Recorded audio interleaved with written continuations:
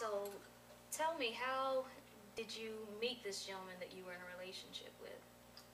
Um, the first gentleman, we started out in high school. We were high school lovers. That's how part of my abuse started. And it went on as a cycle.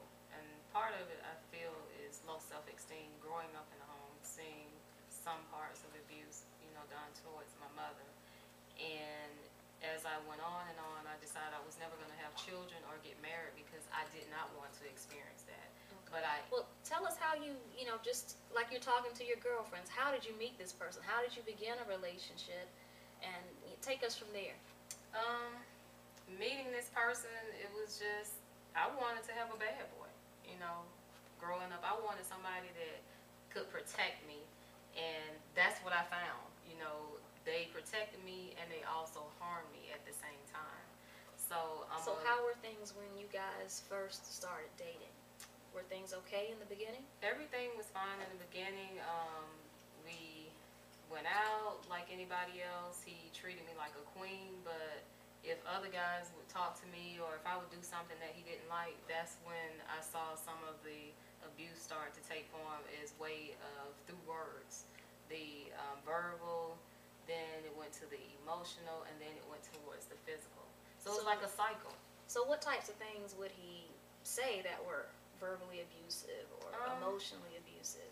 He would call me names, like um, call me a whore, excuse my French, but most men that feel like somebody is taking something from them, say for instance, if he saw guys talking to me and he saw me speak to them, they feel as though you're talking to someone else to become a part of them. And that wasn't per se me. I'm a social person. I speak and talk to everybody, and I couldn't understand why he would say those things to me because I was only in love with him, and he was everything to me, and that's how I felt.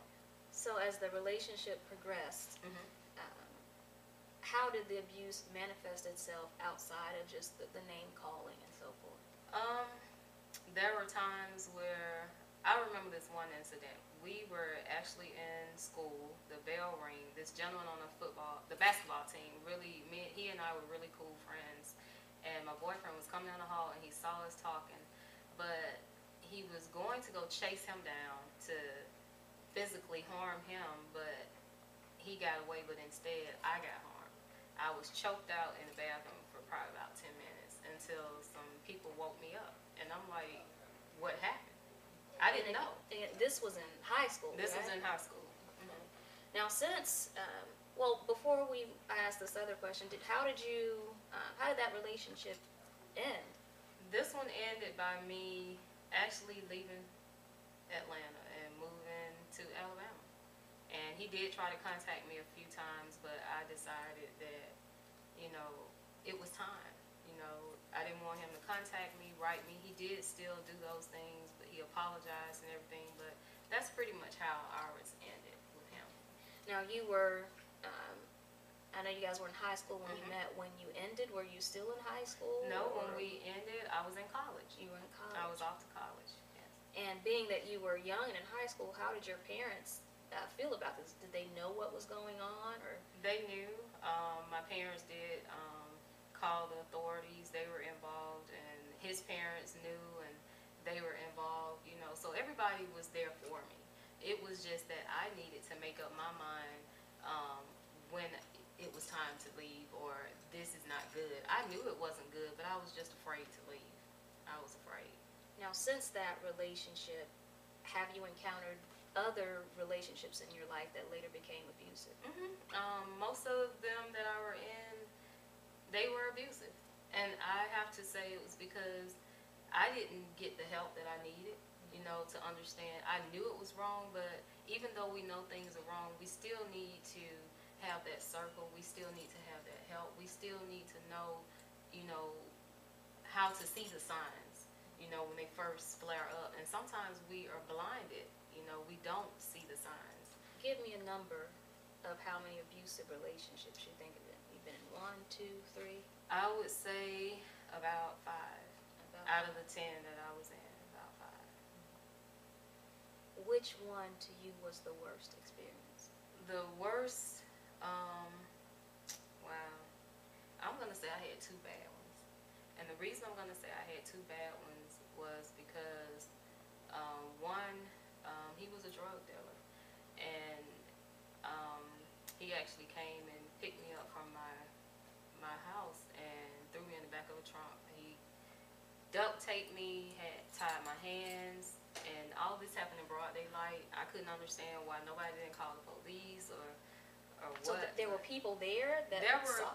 There were people around, but you know how people see things, but then they act like they don't, and it's because they know who this person is. And I think that was one of my scary moments for me, being duct taped and driven around for a couple of hours, not knowing what was going to happen. And then I get taken out of the trunk, and guns are pointed at me, and I don't know what to do. But finally, I just decided, okay, shoot me. You're gonna kill me? Go ahead. You drove around for a couple of hours. You know, I have come to peace with I'm gonna die anyway, so go ahead and kill me.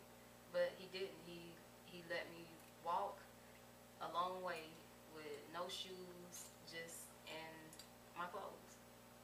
And the way I got away from him was I ended up in another world that I don't talk about a lot, but I became a dancer. And I ended up dancing, and then that's when he actually came in one day and befriended me again. I ended up getting away from him, you know, so that was a scary one for me. Now, tell us, please, how you escape the cycle of abusive relationships in general. You've told us that you've experienced at least 5 of them. So what changed for you to get out of those sorts of relationships altogether? I think because I started loving myself, for one. And how did that happen? I felt like growing up that I wasn't loved enough. My father wasn't there, and I was looking for love everywhere. But then I remember, I can't remember what song I was listening to, but it was something I was listening to, and it came and it clicked in my head. If you don't love yourself, nobody else will love you. So I decided that I'm going to start doing things for myself. I'm going to start loving me.